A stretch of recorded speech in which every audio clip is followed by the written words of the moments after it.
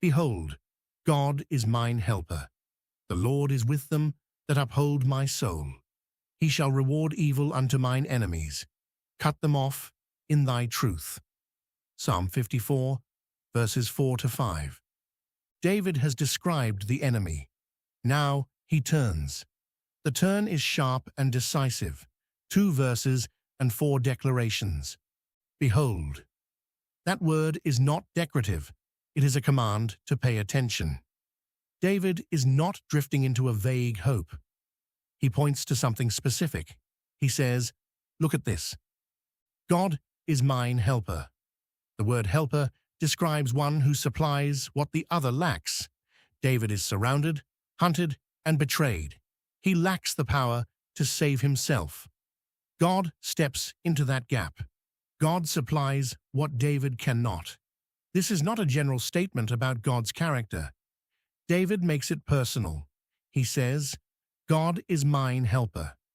This is a claim of relationship. David is not appealing to a distant deity. He is calling on the God who belongs to him and to whom he belongs. The second declaration follows without pause. The Lord is with them that uphold my soul. David is not alone. Men rally to him, providing sustenance. These supporters are not named here, but David acknowledges them. Jonathan upheld David's soul when Saul sought his life. In 1 Samuel 23, verse 16, Jonathan went to David into the wood and strengthened his hand in God. Notice where David places the emphasis. He does not say that God is with David. He says the Lord is with those who uphold David. God's presence extends to those who align themselves with his servants. To stand with God's anointed is to stand under God's protection. The Ziphites chose the wrong side. Those who upheld David chose the right one. Verse 5 turns from defense to judgment. He shall reward evil unto mine enemies. The word reward here carries the idea of returning, of giving back what is owed. David is asking God to return to his enemies what they have dealt out. They sought David's blood. They conspired with a murderous king. David asks God to let their own evil come back on them.